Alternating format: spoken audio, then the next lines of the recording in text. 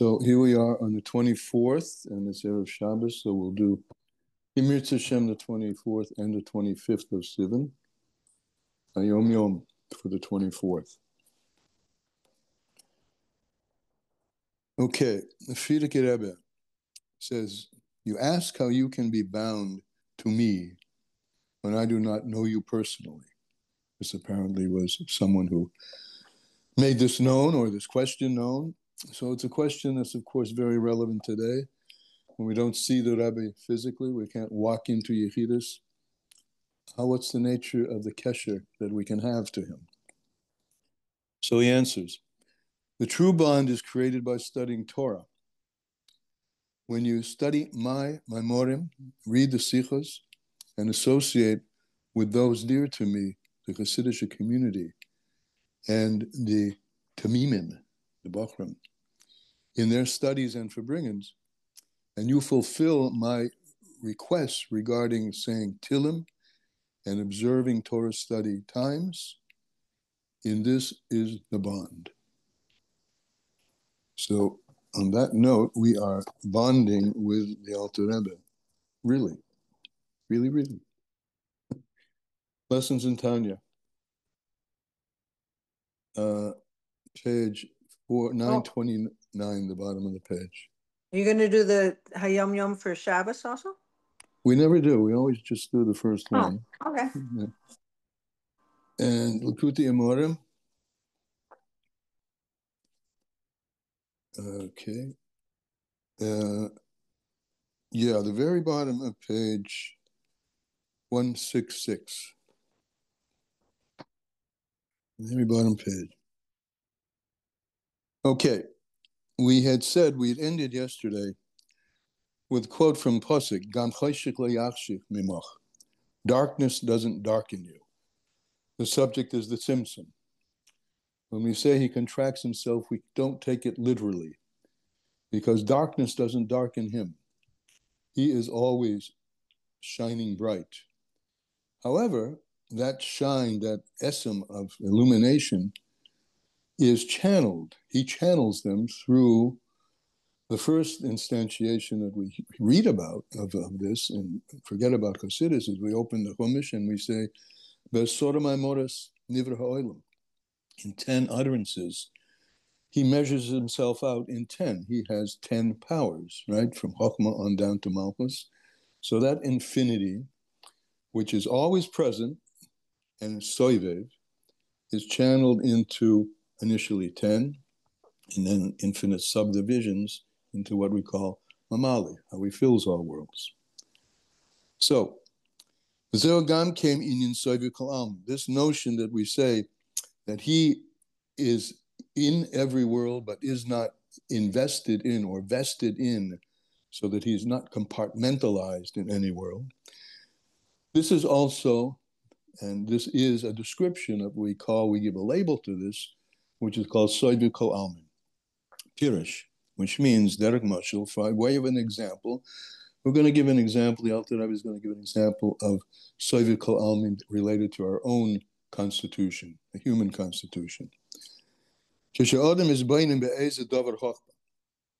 a person contemplates something of wisdom, you contemplate a thought, you even contemplate a material object, but he's talking here about, you talk about thoughts, and you have a thought about something.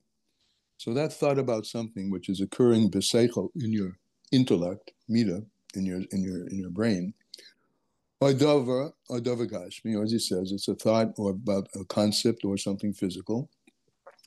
The machshavtoi, and you're thinking about it in your brain.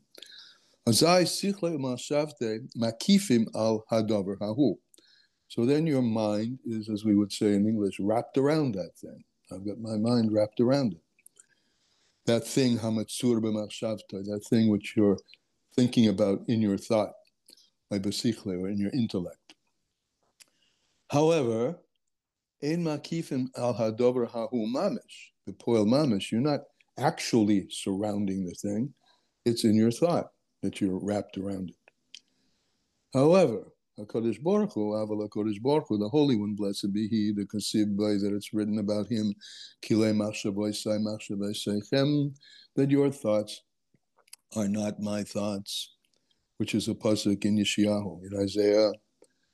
Your thoughts are not my thoughts for sure, but what we mean by the way you think, and when we describe thinking by you, is not the way it is by us. Because when Hashem thinks about something, as we said, wraps his mind around something, that thought and that knowledge that he knows that thing, and all things, kol nivroim, makefes kol nivra. It actually surrounds the person, the kol nivra v'nivra, each and every created thing, but poil mamish, in actuality. Shaharei hu chiyusi b'chayusei, ma'ayin layesh b'poil mamish, because that wraparound thought, which is invested and penetrates everything, is the life force and causes the being of that thing from nothing to something in actuality. Oh, mamalik kol olmin, and that's soiva kol almin. Okay? It's a wraparound, but it's a tangible connection of wrapping around. And that wraparound, which is tangible, is the life and being of that thing. Filling all worlds, and the mamali is that which is enclosed in, the chayas which is enclosed in, within each and every single thing, one distinct from another. The mamali kol is contracted within everything in a great great contraction, according to what that nivra is meant to be, what that created thing is meant to be. Shehu bal gavul, which every created thing, their entity is separate from any other. So in that respect, it's delineated and it's separated. It has limitations. Mitachlis, it's bounded. In its quantity and its quality.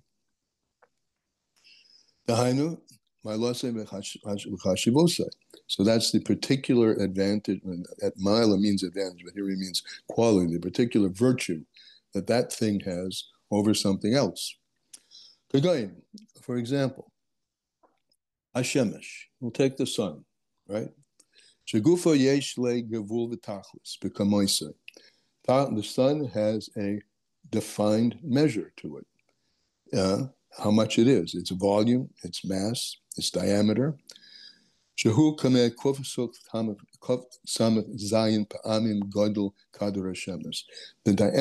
diameter of the sun is 167 times the diameter of the earth. If you Google this, it's actually according to our calculations, 109 times. And the diameter of the sun is 109 times the diameter of the earth. Here, and I'll take it that this is more accurate, we just haven't measured this, is 167. But the point is that the sun itself has a limited diameter. It also has a limited quality. Its quality is about giving light. That's what he says. That's the light of the sun. And that light of the sun also is bounded to what extent it's able to radiate. I mean, the light of our sun doesn't extend to the infinite edges of the universe.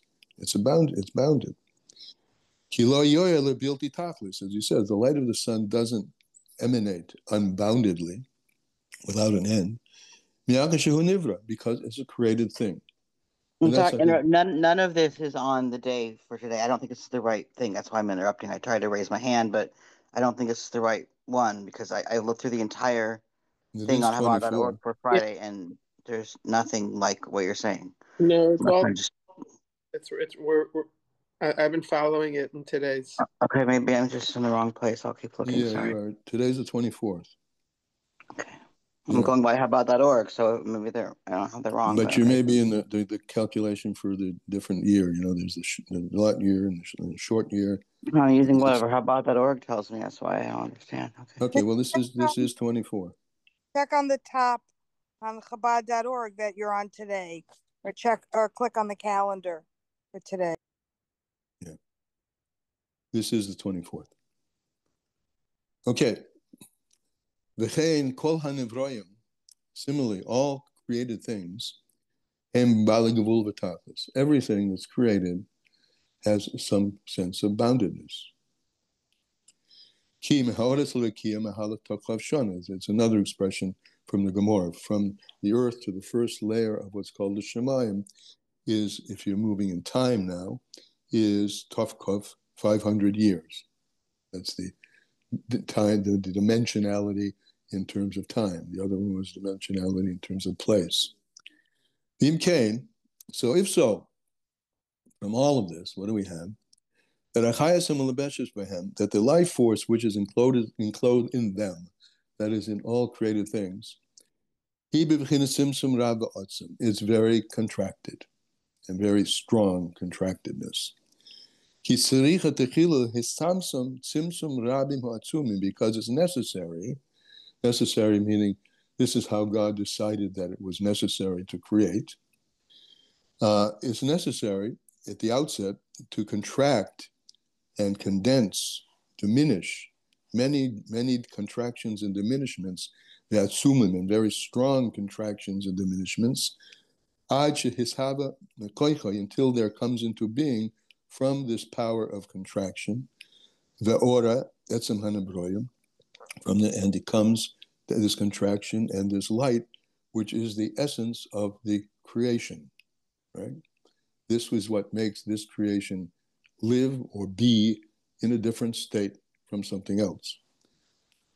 As it says, each creation has its own demarcations. Each creation is limited in terms of its boundedness and its separateness, its end, and also tachlis, you could also translate simply, its purpose. Each thing has a particular purpose, tachlis.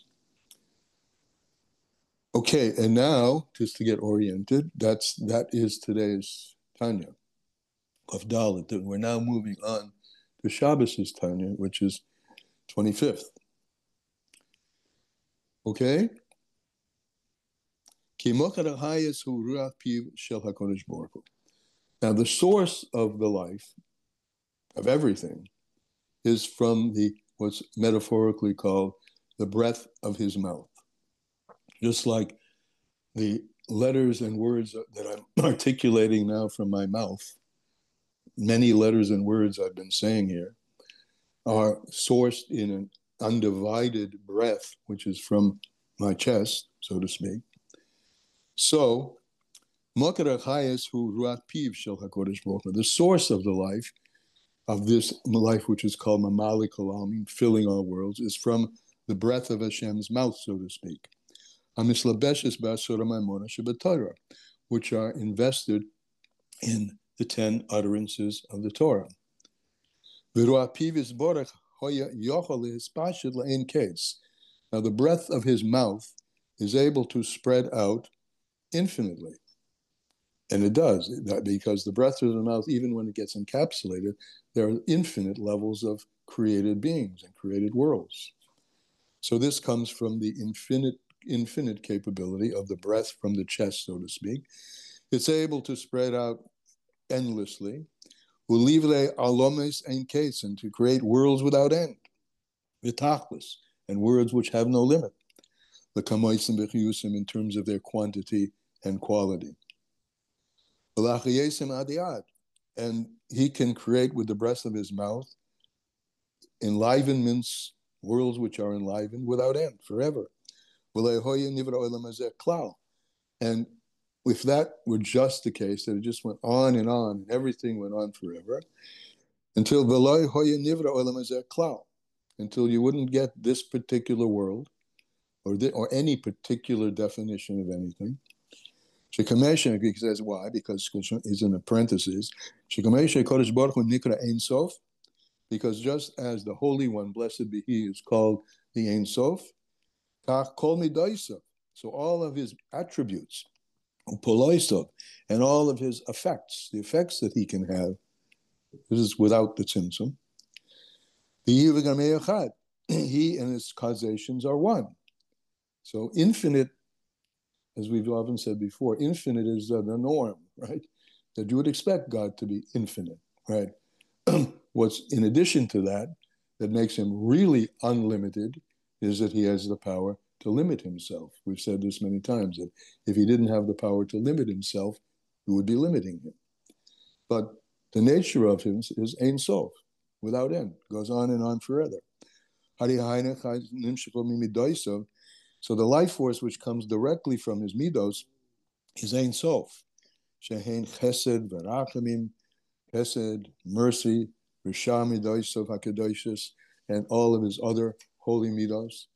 They're midos ad ein tachlis, without any boundaries. These holy midos. We just turned the page if you're in Likutei Amorim. Through their infinite, these infinite midos being invested in the breath of his mouth. He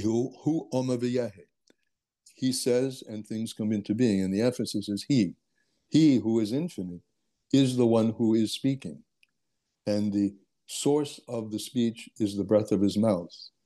The articulations, 5 articulations in the mouth, that's where we begin to have simsumim. And from there we have infinite ways of combining and recombining things in infinite but distinct, disparate entities. So it says, Kihu Omar v'yahi ha'olam. So, he says, and everything comes into being. Va'olam, and then the worlds come into being. Al yedei chesed yabana, that's an expression. Olam chesed yabana. The world is built with God's kindness.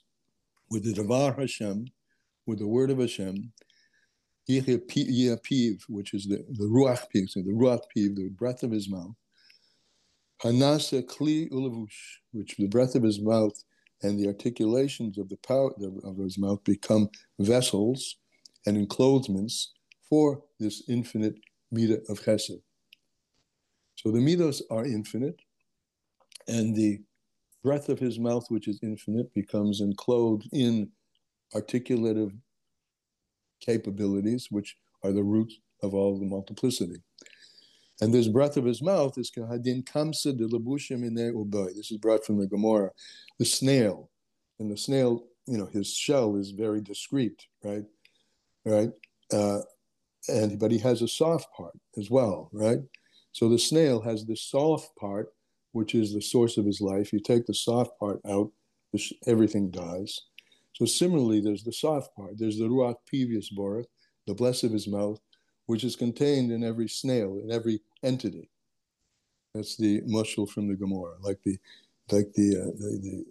snail, where the life force is invested in him through this more amorphous glob, so to speak.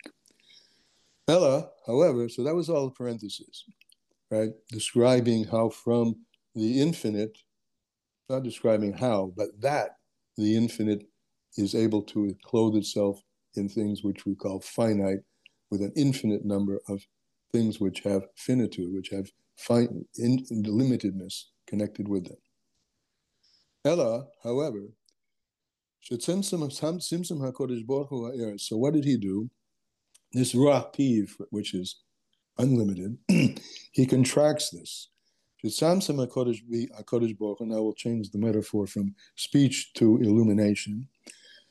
Excuse me one second here.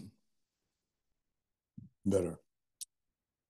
He contracts this life force, HaKodesh Baruch Hu. HaKodesh Baruch Hu contracts Ha'or, the light, and the Chayas, and the vitality, which is able to come out from his mouth forever. So now he takes that infinite light and invests them in finite, well, not finite, particular combinations of letters. of the Shel Asura Memoris, of the 10 utterances. So the 10 utterances are 10 qualities, right? From Chokhmah on down. But those midos, those qualities, here we're using midos not just to mean chesed and gevurah, etc., but the whole 10. The 10 utterances are equated with the 10 attributes, the 10 ways of midos, of measuring out himself, right? So these 10 memoras are invested in particular letters.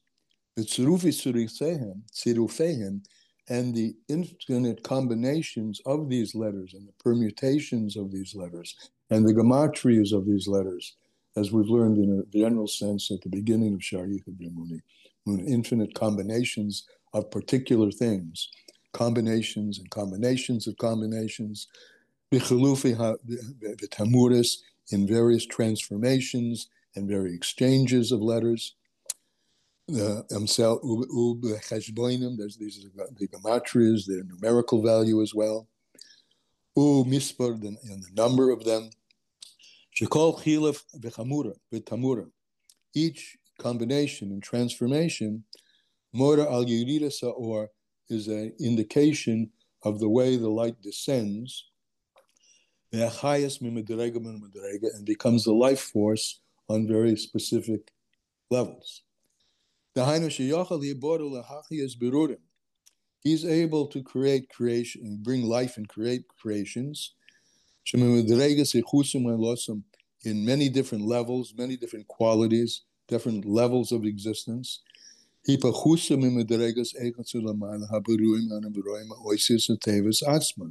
Which are distinct from the original letters. The original letters are already an embodiment of infinity into something finite, but then those finite letters can recombine in many different ways to create an infinite number of but finite things. And these initially are the 10 things, the Esa Memoris, Shabasoras Memoris, Shabahen Mislabish HaKodesh Baruch Hu, in which is enclosed, in the 10 utterances, is enclosed the Holy One, blessed be He, in His glory and in Himself, Shehin Midosh Tov, which are His infinite attributes, right, from Chokhmah on down to Malchus. And now we get these, okay, there we got 10. They have an infinite quality. And this is why the infinite persists in everything, no matter how small that thing is, because they're all recombinations, permutations, etc., and different numerical values, but all of them are invested in with the infinity of the initial 10, which of course are invested in the initial 1. So that's a long way of saying how godliness in God in His infinite glory is invested in every single thing, no matter how discreet and small. So this shows, and the particular combinations of the letters shows on the miyut ha'or, the way the or is being limited, the achayas, and the way the life force is being limited. Muyit achamiyut, one limitation after another limitation, until there remains, at least in a tangible way, only the final output, so to speak, of that particular thing, frog, stone, Evan, right? And each of the things that are created are created and named in the Holy Tongue. And the Holy Tongue, the letters are numbered. And so each one of them has a particular quantitative aspect to it, because the numbers, the letters have a quantitative aspect. Hey is 5, Yud is 10, etc. And from this derives many different powers, many different levels, which are kalelis be'or, which are all of which are included be'or v'chayas hazeh, which are included in the light and the life force, this particular life force, hamalubish, which is enclosed in them. But tzirav there is that in this particular combination, shel toivazeh, of this particular word. Now comes a long parenthesis, which we will do. Okay. Just while I'm pausing. myself. Anything that you want to bring up before we move on? Questions or anything?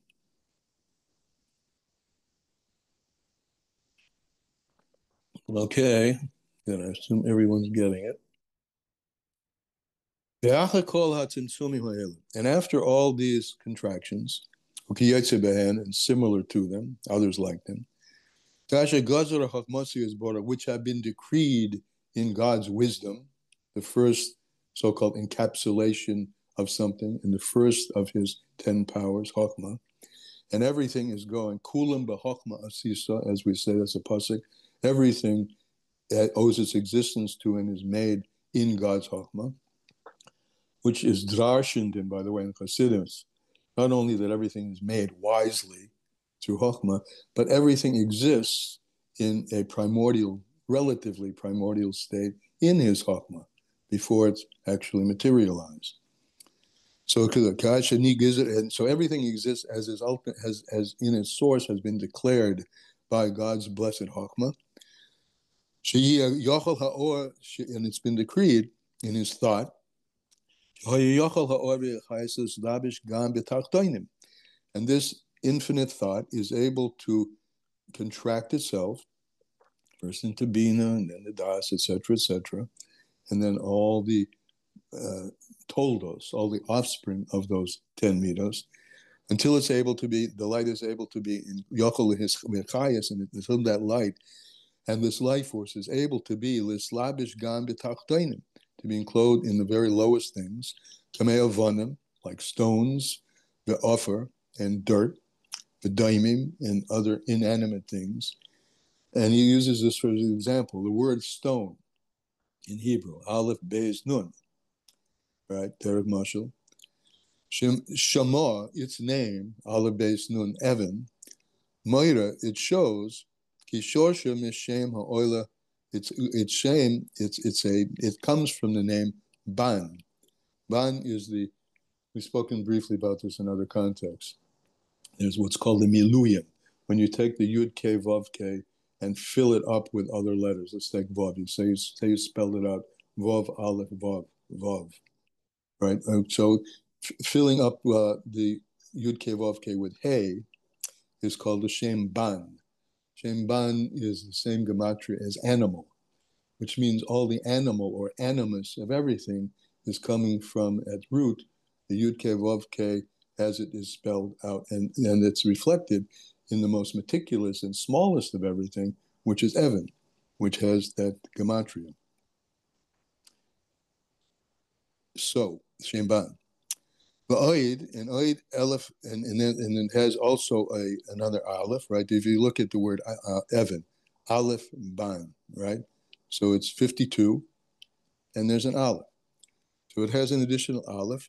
Nesefis Meshem Acher, which he says comes from another name, and this first word you'll see in these brackets is not supposed to be this way. Nira disappears the Tzorek Lias Latam Hayedua L'Yisrei. The fact that there's an Aleph here, it's interesting what he's saying. The fact that there's an Aleph here is from some other name which is known only to the one who formed it, meaning to the creator. Behina Shem Ban, so this name, 52, right, which is Evan minus the Aleph, this Shem Ban, Ba'atzma in itself, it exists initially up in the supernal worlds. This is from the breath of his mouth, the single mouth, comes the articulation of this Shem Ban, Yud K Vav K, filled with a Hey, right? And that's how it exists up in the supernal realms, in the very supernal world. But only through many contractions, condensations, diminutions, strong ones, strong ones, from one level to another, then there comes down through all that a very small instantiation of the life force, very, very much, until it's able to be enclosed and actualized on the physical plane in the thing which we call a rock or a stone. And this is the soul of this inanimate thing, right? So when we said before that everything has a nefesh, it can't exist without an infusion of godliness within it, because if there were no infusion of godliness, existence is not possible.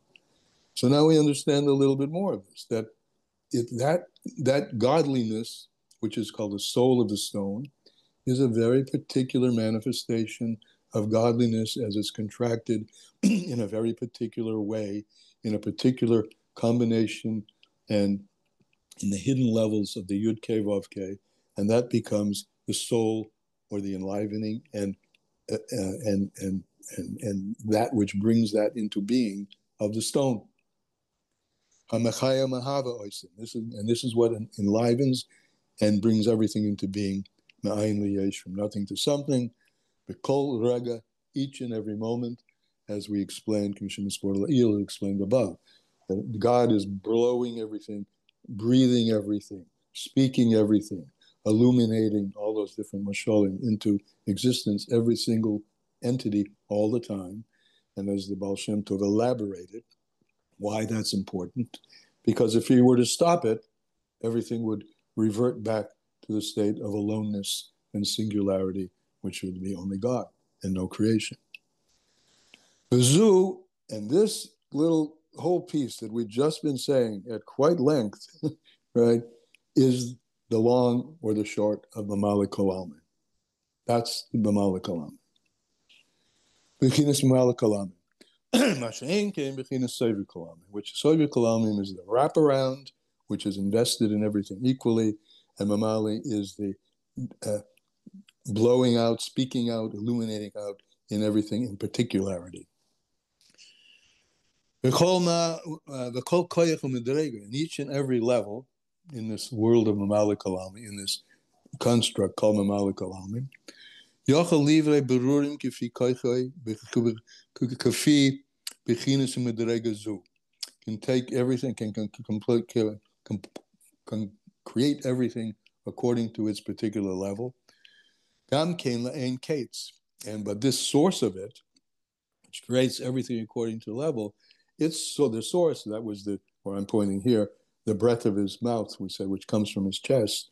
We use that as a metaphor for the breath. I can say infinite number of things in infinite number of combinations of letters, right? That's the metaphor. And because at source, there's an infinity and a capability that's not bounded by anything. So this is the power, the infinite power, which is invested in every particular level. And Gamken can create,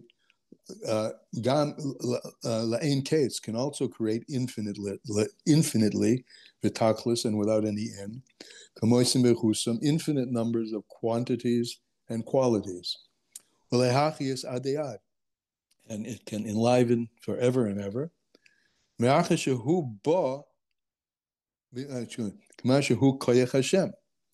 because it is a power of God, right? All of this, the whole creation, is invested with the power of the infinite one, the one who is Ein Sof. And so there can be an Ein Sof, and there are infinite number of worlds, infinite number of things. We're used to. In Chassidus, we're always talking about four worlds, but it's also explained in Chassidus in other places that these are just general categories. It's sealess, breeds. Within those are infinite worlds. Oilemis ad ein sof, worlds without end. Because, and how can that be? Because the power of infinity is invested in every single speck of finity. The power of the infinite is invested in every single speck of the finite. Because it's a koyach Hashem, hamispashit v'netzel midos meruapiv, because there is a power of God which is emanated from the so-called breath of his mouth, le'ein ma'atzer, and nothing holds it back. However, but so things don't have, each and everything would lose its thingness if it manifests infiniteness, right? So the things don't have this quality so much, be'eches umayla, berurium,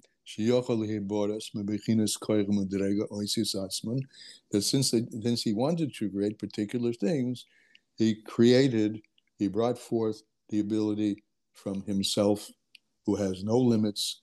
He can be limited and limited. He can be unlimited and limited. He brought forth the power of limitedness to create an infinitely limited state of creation. That is quite a treatise on Mamala Kalam. Yeah. I don't know if it's just because there were no sirens last night. I got a good night's sleep, or this section just has a lot of issues for me. It's just, I don't know. Can I let's go back? Start. Sure, The muscle of the snail. Yeah. Let's start with that. I always understood that to be that there's a unity, a tremendous unity between the chitzonius and the panemius. Like a snail, the external, you don't see anything, but the life force is inside. That's and good. So that's how I understood that. That's fine. So, that's totally fine. It's just that I use it in the language. The internal has an infinite source, and the external is very limited. But that's exactly what it is. It's a diagram of something that internal, and internal is the life force. The life force goes on forever. External is the particular embodiment. And without that internality of infinity within the finite, if you took away that, that softness of the snail, you don't have any chayas. Yeah. Yeah, exactly. Next, I know you've warned about this many, many times, but when you talk about Soviet being encompassing, I think it gives a misimpression. It does. That's why I warn about it so much, many times. Right. The language, cannot take, you have to understand the language, because Soviet implies surrounding, but not within, right? So you have to it is. explain It's everywhere. It's also can't you say penetrating or Yes. everywhere? The Alter Rebbe goes to the same pains. I'm doing this often because I'm just trying to make sure that we're all remembering this. But he says, Soivev umamali. Soivev does not mean surrounding from above. The Alter Rebbe says this, and it's said many times. So I just keep repeating it so that people don't think that it means surrounding from above and not penetrating. In Hebrew, the word soivev doesn't only mean surrounding, it also means it goes around, it moves. It's like the moving bacteria. It moves around, it circles around. So according to what the Alter Rebbe and you're saying is that it penetrates, but it's just always moving around. It's always moving. Yeah, I don't know what you mean by always moving. Everything's always moving. Even the subatomic particles of particularity are always moving. So, not sure what are you getting at by the movingness of it? Maybe Mamala is not always moving. Maybe it is. Yeah, everything is. Everything is moving all the time. There's nothing stationary. There's nothing Hashem's not limited to anything. So there's got to be some stillness, some loudness, something moving, something still. Sure. Silence is something. Okay, so then from everything I know of Hasidus, there's always opposites. There's always if let's say Sovev is a moving entity, then Mamala. Yeah, but you're getting something which is totally important.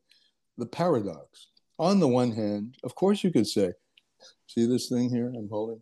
It's stationary. It's not moving, right?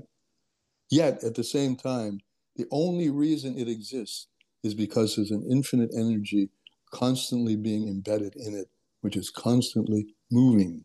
So everything on the one hand can be still, and at the same time is moving. Right. So maybe that infinite energy that is always moving, that's what Sovev Kol Amim is. And it's both. No, I think Soviet and Mamali are both infinite energies. They're different forms.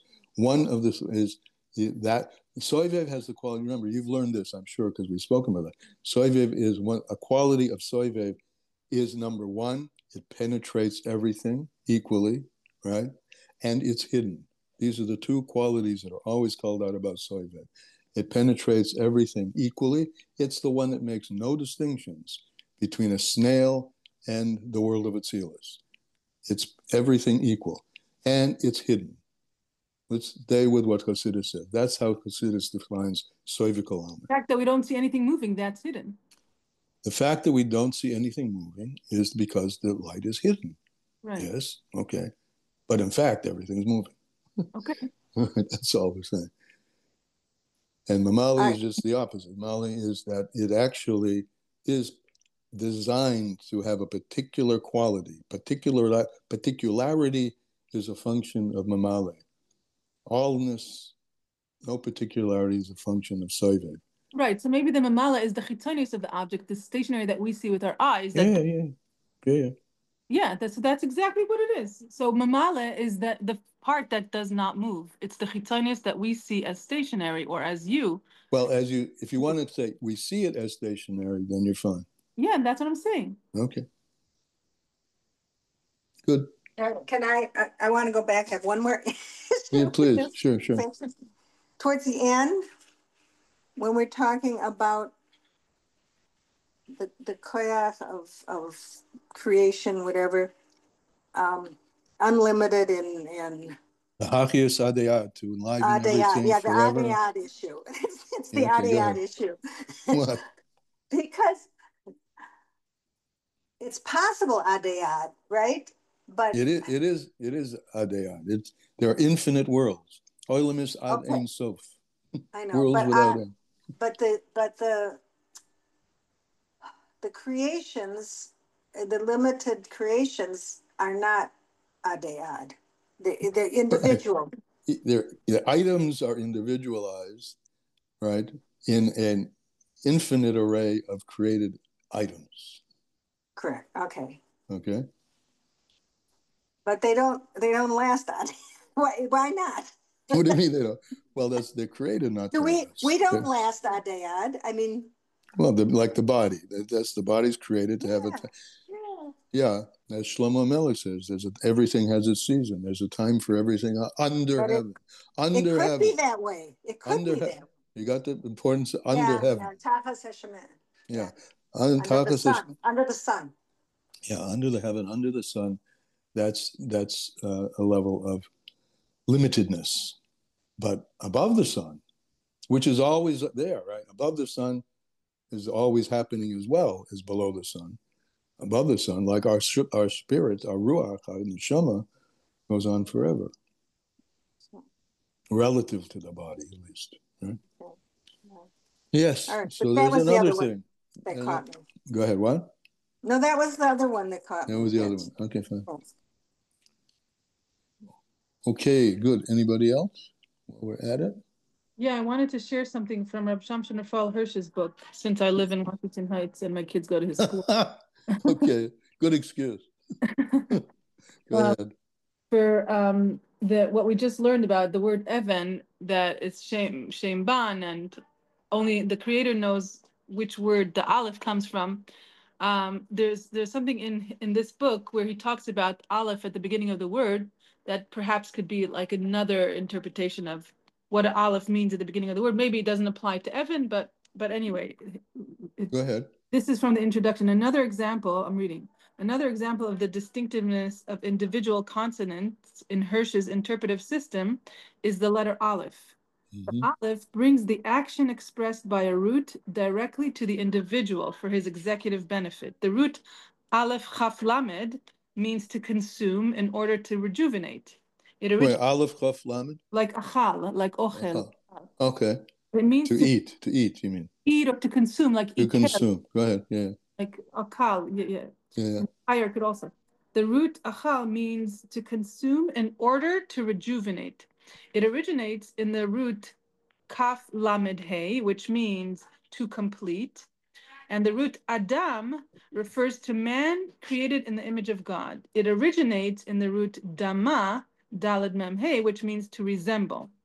The consonant hey also has a distinctive meaning, to search as an agent. Okay, so with that doesn't apply anymore. I just wanted to say the Aleph. So he gives other examples like. Well, can I interrupt you? Because one that's brought all, which is totally, I mean, to his credit, of Shimshon Raphael Hirsch, of course, is a Gadol B'Torah. And though he's not speaking the language of Hasidus, what he's saying is emes according to Hasidus and everything, because the one that's brought a lot in Hasidus is Aleph Adam itself, Aleph Dam. Aleph is the Alufa Shel Olam. Alufa is the, a person is a chief. That's the way they translate it. The chief of all the worlds, the Alufoi. Dam is blood, or Ha'adama, earth. So even the dead earth, or the blood, which is just carrier for life, has life carried in it. The Aleph is being carried in the blood, Aleph Dam. The Alufa Shel Olam is being carried. So I'm telling you, it's total, just Hasidus uses that one as an example. Yeah. But Hirsch is using others. Yeah. It's congruent with our experience and with what we learn about Hashem inhabiting us, physical body. Yeah. So to individualize, that's what he says, distinctive individual, the Aleph brings the action expressed by root directly to the individual. Right. It brings the infinity into the finite. That's exactly what it does. Yashikoyach Alaman, all of you. And good Shabbos Mevorchem. Shabbos Mevorchem, Tamas. Yes, hope. Okay. Yes, Hashem. Thank you.